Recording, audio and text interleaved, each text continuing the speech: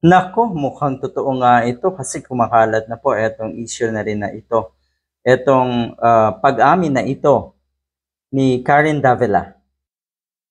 Nako naman talaga. Nako, ang ibig sabihin na ito, yung umuo sa interview ng mga Diskaya, sino ba yung mga yon? Si Corina Sanchez at syempre si Julius Babaw. Um, Parang si Miss Karen na rin ang nagpatutuo na meron nga talagang bayad, 'di ba? Na meron talagang sabihin na natin, okay, hindi 10 million.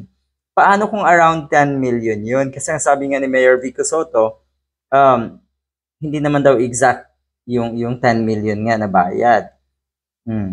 Ito daw mismo na mag-asawang ito sabi dito, a Diskaya duo tried to buy vlog feature. Karen Davila said no.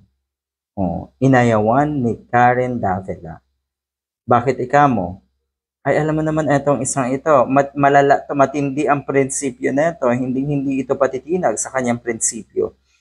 Meron pa bang ibang inoferan bukod doon nga sa umuo na si Karen, na si Corina at si Julius? Inoferan din kaya si Carmina Constantino? Ay lalong big no ang maririnig nila dyan. Ito yon. A source told, kung ano man to, that the camp of Pacifico, Carly Diskaya and Sara Diskaya once attempted to pay Karen Davila in exchange for a vlog feature on her YouTube channel. Para nga i-promote dahil nga tatakbo. So siguro itong offer na ito ay nangyari even before the election campaign. Davila, according to the source, flatly refused the proposal, calling it unethical to take money from would-be political candidates. Napakalinaw naman Napakalinaw. Sabi nga ng isang veterano rin na mamamahayag, ang sabi niya, napakalinaw na ang ginawa na iyon netong si Corina Sanchez at si Julius Babaw ay promotion ni Sara Diskaya bilang magiging katunggalinga ni Mayor Vico Soto. The incident resurfaced as the Diskayas push their feature stories, raising questions about how far candidates go to court media attention.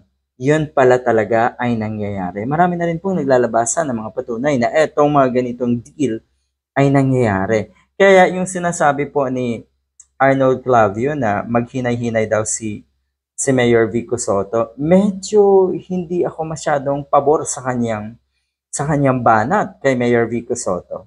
Ayan, maliwanag na po, nilapitan din daw siya ng mga Diskaya pero hindi tinanggap ng isang Karen Davila.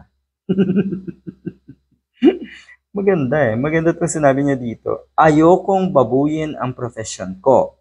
Hindi rin naman ako rerespetohin ng ganito kung kakalat rin ito nga ay tumatanggap kung ano man, tumatanggap nga. Totoo yun. Maganda yung sinabi niya na ayaw niyang babuyin ang profesyon niya. So tignan niyo, kung tutuusin, ang sentro ng attention ngayon ay si Corina Sanchez at si Julius Babaw. Pero maraming umaaray. Maraming tila ba natamaan din. 'Di ba?